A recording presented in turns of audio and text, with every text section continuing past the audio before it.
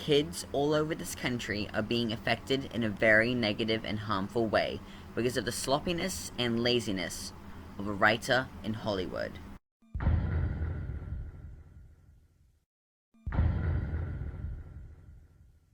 What do you think of when you hear the word albinism?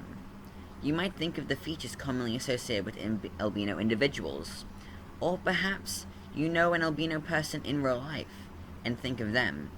Or maybe you have a pet with albinism, so you're picturing them right now. Or maybe you're thinking of your favorite albino villain, a vessel of pure evil, apparent by their ghostly white appearance and blood-red eyes. That's the topic we'll be covering today.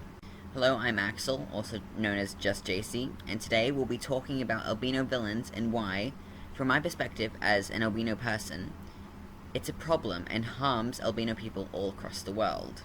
Before we get into this video, I must issue a content warning. I will be talking about misconceptions and stereotypes, ableism, murder, hate crimes and infanticide, rape, dismemberment, bullying and discrimination, and implied dehumanization. If any of these make you uncomfortable, please watch something else. Don't put yourself in harm's way just by watching a video.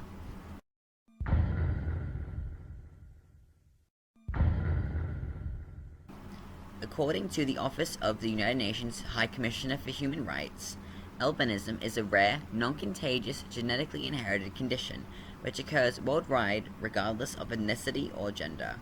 It most commonly results in a lack of melanin pigment in the hair, skin, and eyes, causing vulnerability to sun exposure. This can lead to skin cancer and severe visual impairment. Both parents must carry the gene for it to be passed on to their children. According to the World Health Organization, 1 in 5,000 to 1 in 15,000 people in sub-Saharan Africa have albinism, and in Europe and North America, 1 in 20,000 have albinism. The term people with albinism is referred to albino, which is often used in a derogatory way. As a quote person with albinism, I'll give my 2 cents on that one. I'm fine with albino being used in the context of you following it up with person afterwards. It's like all my other labels. I'm not a transgender, I'm a transgender person, a person who is transgender. I'm not a dyslexic, I'm a dyslexic person, a person with dyslexia. Just don't call albino people albinos. That's like when incels call human women females. It's very dehumanizing. So in my script, I use the term people/person with albinism or albino people or person.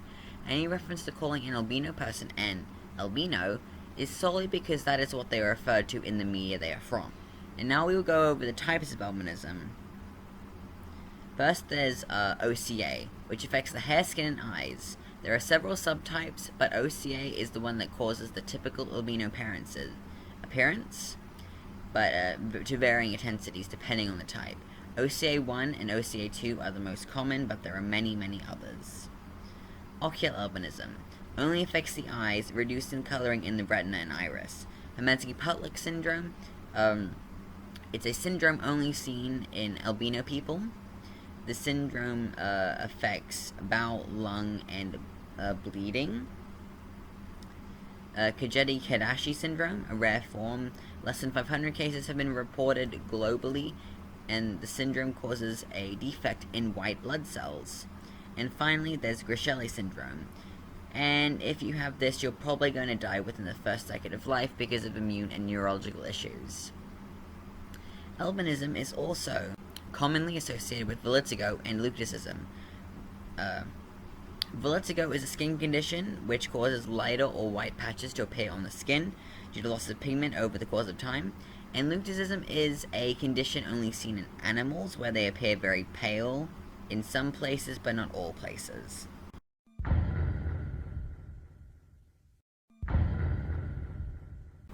So now we'll get into the history of prejudice and misconceptions. Albino bias has its roots in Neolithic in Eastern Europe, where some cultures depict death as a pallid woman with light hair. Also common in European myth, vampires are closely tied to albino people due to their interpreted as being pale skin, red eyes, and sensitive sunlight. The phenomenon may also be of influence towards people with albinism in Africa or Jamaica, where those with the condition are sometimes regarded as cursed or magical. The use of albinism features to indicate villains in Hollywood appears to have begun in the 1960s, and may be related to the popularity of tanning during this period, and pale skin began to be seen as ugly.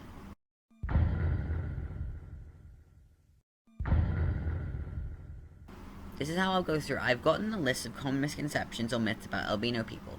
I'll go through them one by one and discuss them and explain where the myth came from and how it harms people with albinism. The first one, of course, being that albino people have magical powers.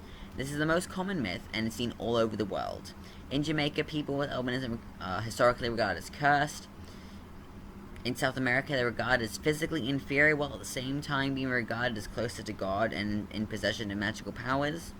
In Zimbabwe, modern folklore suggests that sexual intercourse with a person with albinism will cure one of HIV, which led to the subsequent rape and HIV infection of many women with albinism in that region. In Tanzania, the president at the time publicly condemned witch doctors for opportunistically prosecuting people with albinism. They were motivated to kill people with albinism for their body parts, which were thought to bring good luck. Hair, arms, legs, and blood are used to make potions, which witch doctors claim to bring prosperity. From 2000 to 2013, the UN Human Rights Office received over 200 reports of killing and dismemberment of people with albinism for ritual purposes in 15 countries. The figures could be higher. Misconception 2. Albino people are often regarded as R-word or deaf. This myth probably has its origin in the fact that albino people often have visual impairments and other learning disabilities, meaning that they often perform poorly at school, leading to the assumption that they are dumb. Conception 3. Albino people live shorter lives. This probably has its origin in the fact that Griscelli syndrome is a rare type of albinism, and those who have it die in the first 10 years of life, usually. People with Kajaki-Higashi syndrome or Hermansky-Pudlak syndrome also have health issues inherited to their condition. Other than that, the typical albino person will not affect your health, unless of course you get skin cancer. Myth number 4. People with albinism have red or pink eyes and are completely blind. This comes from the fact that albino animals tend to have red or pink eyes, as well as the fact that albino people appear to have red eyes when exposed to camera flash, or due to blood vessels behind their eyes being incredibly visible. Albino humans do not have red eyes. That is entirely impossible. They mostly have blue eyes, but can have green or brown. It depends on the amount of melanin they have, as it can vary depending on the type of albinism that they have.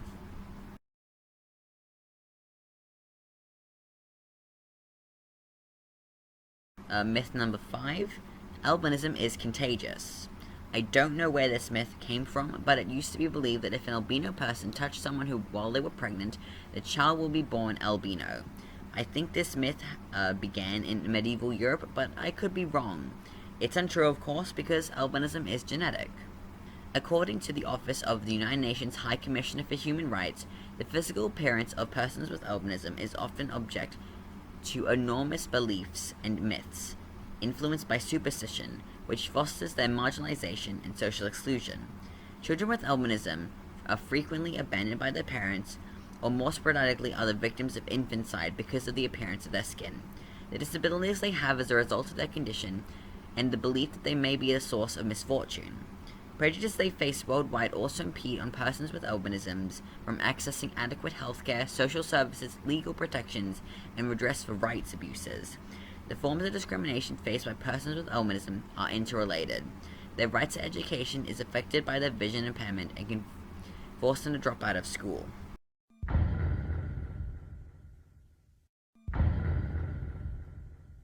And now we get on to the TV tropes and the stereotypes. This is taken directly from the TV Tropes website. Genetic defects are rarely ever brought up in fiction, but when they are, albinism is typically the most common. In fiction, this usually manifests as very pale or stark white skin, and hair paired with red or purple eyes. Because this phenotype is highly unusual, it oftentimes is viewed with great suspicion. At best, they'll be regarded with no small sense of measure or by furor. If not, they'll probably be ignored or left to their own devices. At worst, they'll be actively shunned, exiled, abused, or subject to any manner of horrific fate. The exact reason for this discrimination may vary from setting to setting. In many cases, the ostracization of albino characters will be linked to the supernatural and or magical. In fact, many fantasy or horror stories use this trope to treat a character's albinism as directly related to any magical or supernatural abilities they may possess. In other works, the actual superstition or magical aspects will be stripped down to simple myth and superstition, making the character an innocent victim of both. Visually, albinism is very striking, and the introduction of one usually establishes that the character is some plot importance, even before they are properly introduced. Albinism, and the impact it has on others' treatment of someone with the condition, may be a source of the character's motivations. In realistic depictions of albinism, which tend to go hand in hand with visual problems and sunset skin, such a villain may also be seen as an evil cripple, with 4 eyes, 0 soul. A number of movies, books, and other works have been criticized for albino bias, as they associate the uncommon features of albino people with danger, terror, or criminality. Less frequently, they are depicted as harmless butts of jokes and ridicule, as maladjusted and under-socialized, or as freaks. The common depiction of people with albinism in fiction is that of a maniacal, violent villain, especially hitman, assassins, sociopaths, or crime boss. It's really ironic that so many albino villains are hitmen or assassins, when most of us have visual impairments, which would make it entirely impossible for us to be hitmen or assassins.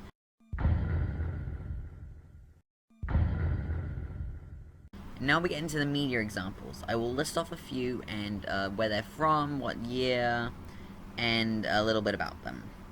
First off is Griffin, from The Invisible Man, released in 1897. This is the first known case of albino bias.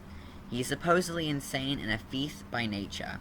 He is obsessed with color and pigmentation due to his albinism. His invisibility formula only works on him because of his albinism. Next are Edgar and Johnny Autumn from the Jonah Hex comics.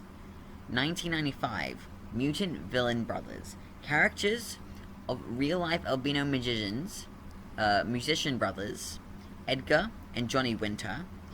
A spokesman for Johnny Winter characterized the depiction as picking fun of them for being albinos, while DC Comics representative claimed that the characters were merely a barrage.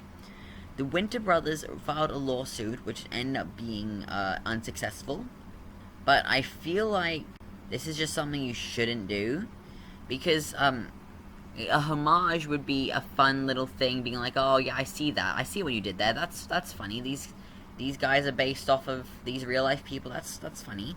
But the fact that the characters were evil villains, when in fact the Winter brothers had never done anything wrong or deservedly to be portrayed in that way, is kind of disgusting.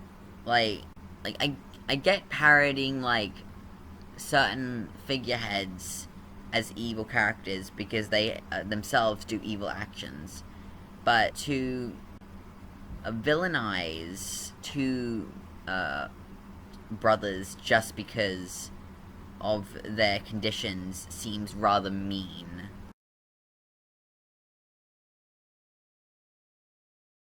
The next two being the twins from The Matrix Reloaded in 2003.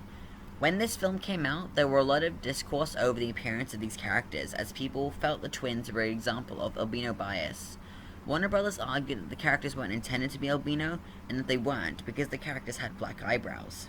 I have eyebrows that are darker than my head hair. It does not matter if they were not intended to be albino, because people still saw them as such, and they still look like a typical albino people. Next is Silas from the Da Vinci Code, the book 2003, and the movie 2006.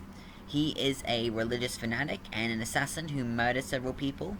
Although he repents at the end of the book, praying to God for forgiveness, critics call the portrayal damning, hateful, and cruelly stereotypical. The author, Brown, has pointed out that Silas' skin color has nothing to do with his violent nature. He is driven to violence by others' cruelty, not by anything inherent to his physiology. and that he believes that the novel's portrayal of Silas is a compassionate explanation of how difficult albinism can be, especially for young people, and how cruelly society can ostracize people who look different from us. Going on to say that he considers Silas to be the most sympathetic character in the book. I really don't like this. Especially it's like villainizing abuse victims and that sort of thing. Especially like it's one of those tropes where a disabled person becomes evil because they were ostracized, and I feel like we really need to stop doing that.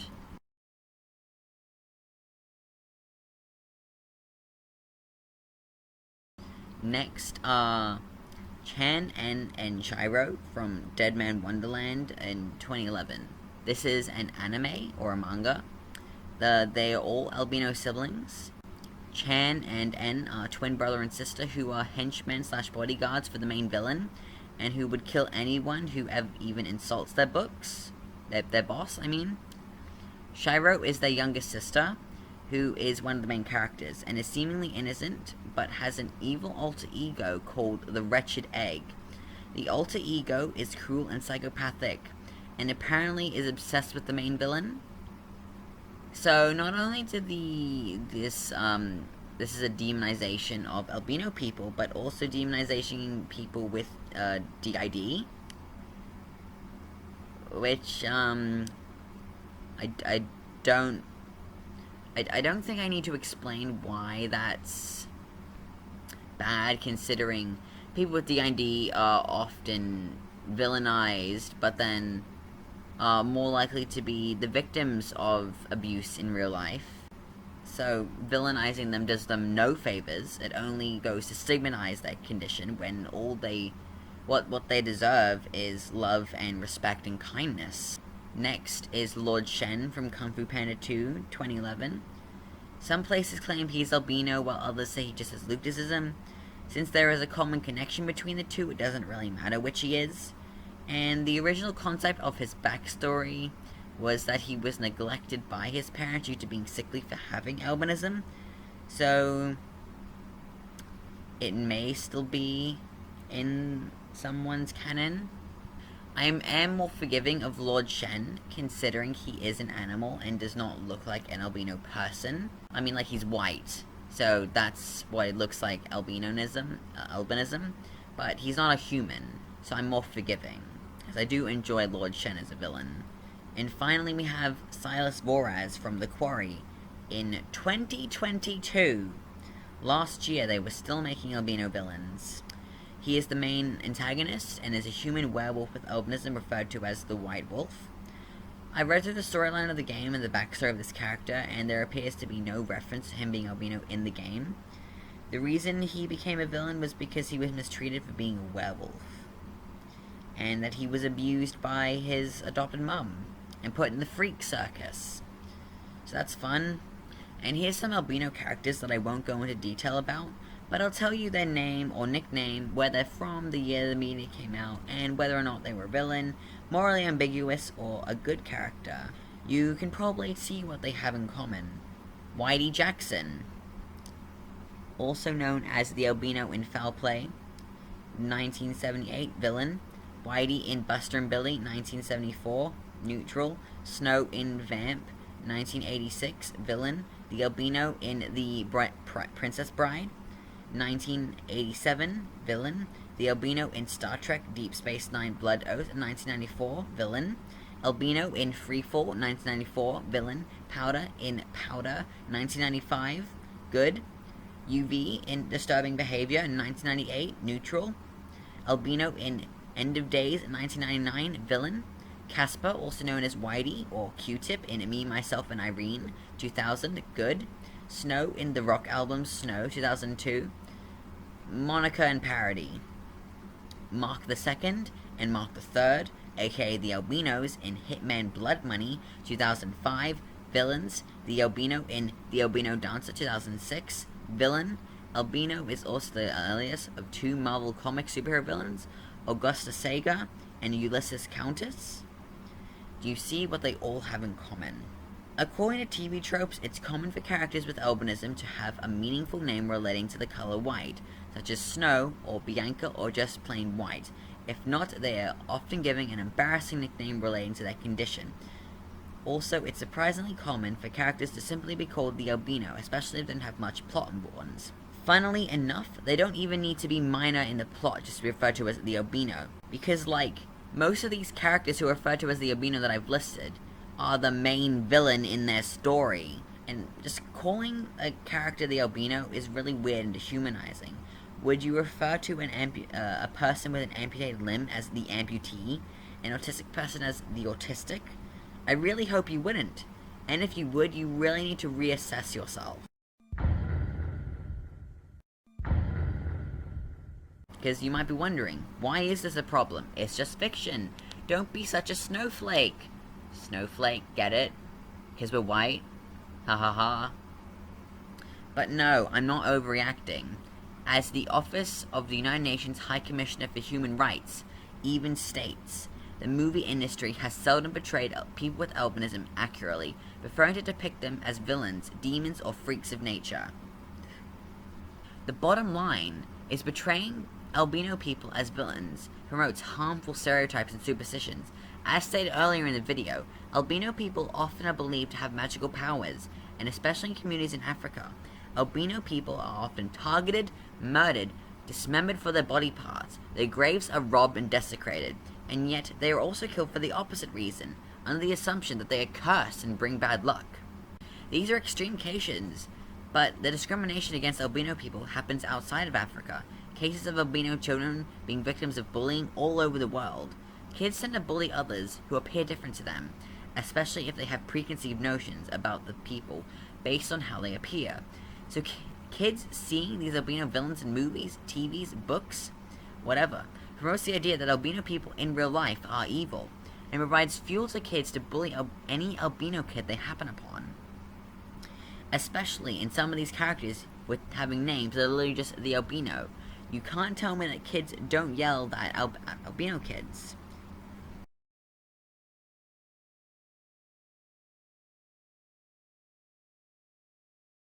Of course, when albino people see themselves in this sort of representation of their condition, it can make them feel insecure about themselves. I was literally reading a book a few months ago that I was super excited about. It was themed around a good school and an evil school. One of the main students we meet from the evil school is, you guessed it, albino. She's referred to as the albino until we learn her name. She even has red eyes. It really took me out of the reading experience because I'm just tired of seeing it. I do not remember anything about this character except the fact that she was albino. I don't even remember her name. So all I can say is stop misrepresenting albino people. Stop calling albino characters the albino. We're not animals, we're human beings. We deserve to be able to live in peace without being made fun of or literally murdered for our conditions. These misconceptions only further spread by this content and harm the albino community. Give us more albino characters who are good and whose albinism is treated properly and represented correctly. Anyway, I hope you enjoyed this video, or at least found it interesting or insightful or educational in some way. I'll see you later. Have a nice day. Goodbye.